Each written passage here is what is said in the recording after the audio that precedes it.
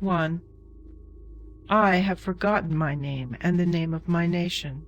Yea, I know alone I have lost myself and have wandered far astray from the land where the magical fir trees grow, farther than far Cathay, farther than fair Atlantis, or the hills of Tir-Phaton, or the isles of Bran and Malduan, or the Isle of Avalon, from the city built on the rivers, where the willow branches sway, to a quiet tune all night to the moon, and dream in the sun all day, where the gardens drink at the water's brink, and the poppies dip to the water wan, and the roses fall from the hot red wall like showers of light on the water gray. Now and again by night, when the sun's last ray has crawled under the skyline, and I hear the waves array march clip-clap after me, driving me up the bay that is ringed with cliffs and foam grit, and the bats wheel out anon. Sometimes I half remember, and again the word is gone, and I know that I am lonely, and the night and the sea and the spray unrestingly, unhastingly march on with no delay, and the sheer height of the cliff's white sands like the base of the great white throne, and I seem to be left with God, bereft of any wisdom to plead or pray. 2. Someone has leased me a house that is huge and dark and old, and filled with other men's dust. I do not remember bargaining, but I pay the price in gold, year after year, a heavy price, and pay it because I must. Its rafters are full of mold, and its bars of rust.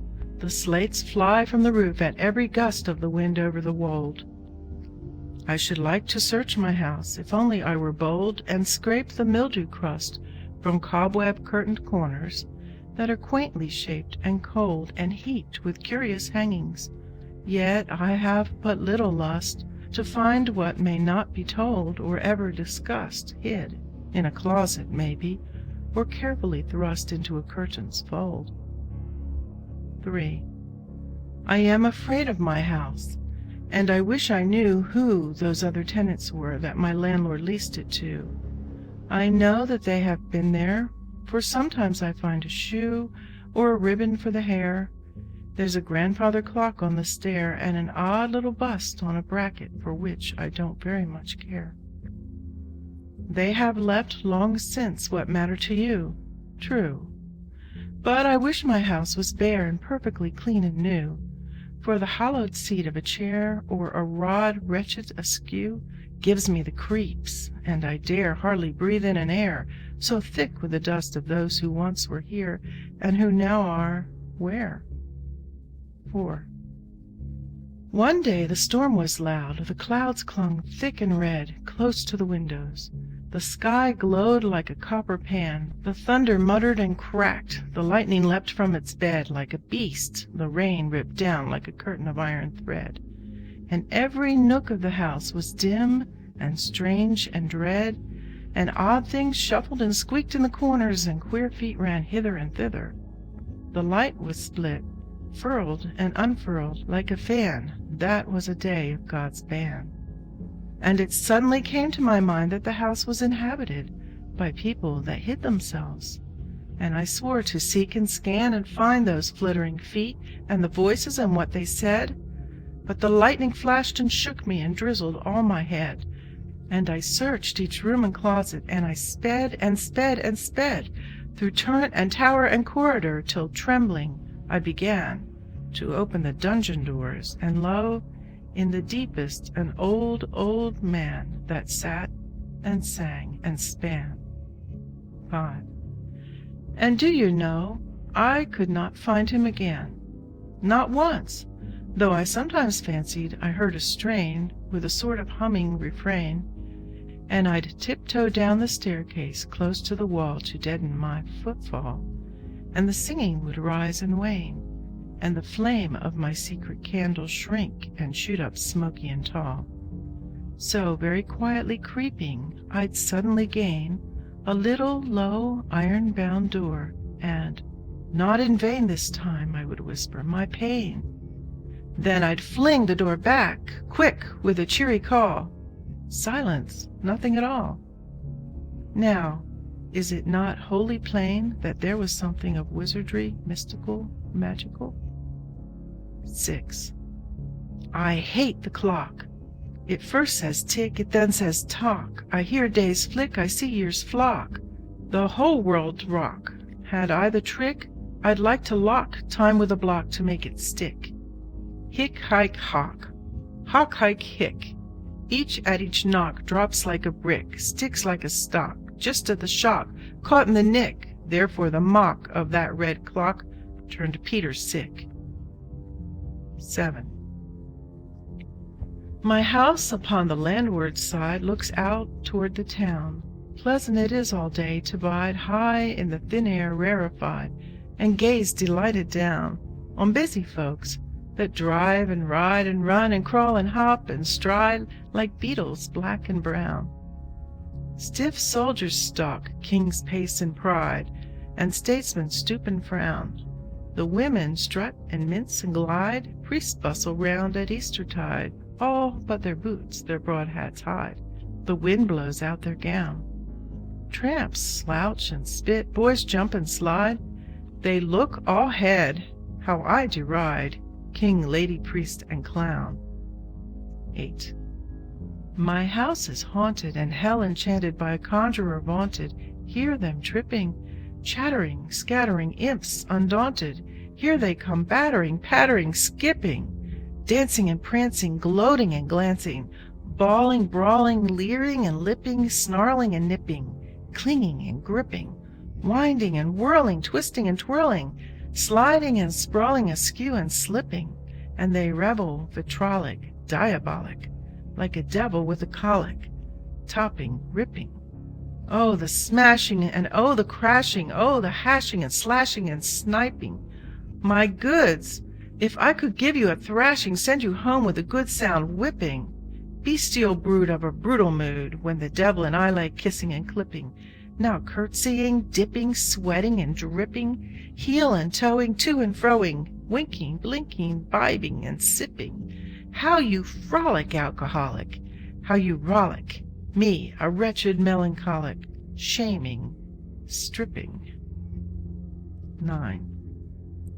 This was the song that, like a distant bell, exceeding light and thin, came at the dawning after nights of hell from far away within. Maybe from that unsearchable dark cell it did begin, where that old man, whose name I cannot tell, doth sit and spin. Empty the winds that can the clouds dispel, and silence after din.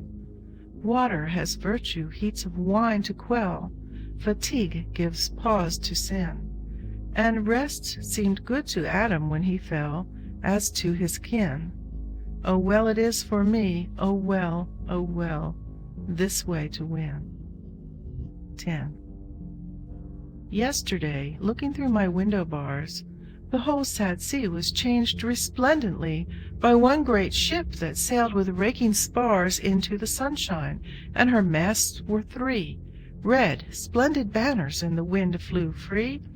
Her blown white sails were thick with tempest scars. 12 blazoned shields along her side had she, and round about her prow the name of the Trinity. By night she lit her lanterns from the stars, and on her decks held mighty jubilee, with wine poured out from strange Assyrian jars.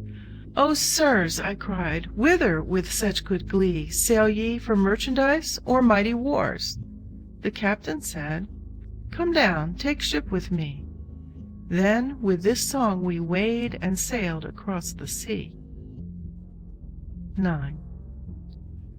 We that speed on the shifting floor where the green waters vary, with many a song and stroke of oar, sail for the chase of the silver boar that's horned and hoofed and hairy. His eyes are bright, his bristles hoar, and hung with golden bells galore. Oh, many a time he flees and flies across the uplands airy, and fierce he is, and fleet he is, and light and weight and wary, and bravely framed in fairy lore by many a hunter sought of yore. The dark salt sea is bitter and frore, the winds of comfort chary, but though the drenching sleet downpour, and mad with Dane's green steeds roar, we are not solitary. For Rhiannon's green songbirds soar about our heads forevermore, with the first stroke for Jesus King, the second stroke for Mary, the third stroke for the Trinity, the fourth for the land of Faery. By one, by two, by three, by four, we reach the wonderful weirded shore. 12. I am sailing to seek my name and the name of my nation, nay, for I know the land that bore me where the marvelous sea beasts play, where are silver bells on the blackthorn boughs and golden bells on the May, where the magical boar abideth and the birds of Rhiannon, and Adam and Eve and Enoch and Arthur and Prester John. I have learnt the name of my city and learnt to ask my way, and the whole ship's crew are my fellows too, and a merry crew be they. All day we sail with a favouring gale, or gird ourselves as the storm draws on, and strive and cope, and rudder and rope, and sing aloud in the loud affray. And other things I have learnt, and the first is still to say to myself, O unlearned fool, and also, fool, be gay! O well for the glorious chase of God, and well for the hot assay! Well for the noise of water, for the hills where the sun has shone, for the trees on the far horizon, and the chart we may not con. Well for the terrible mere-wolf, and the caves where the witch-wife lay, till we touched her brows where the fir-trees stand, and all we witless wanderers wone, God bless the fools and the wise in schools, et gloria tibi Domine.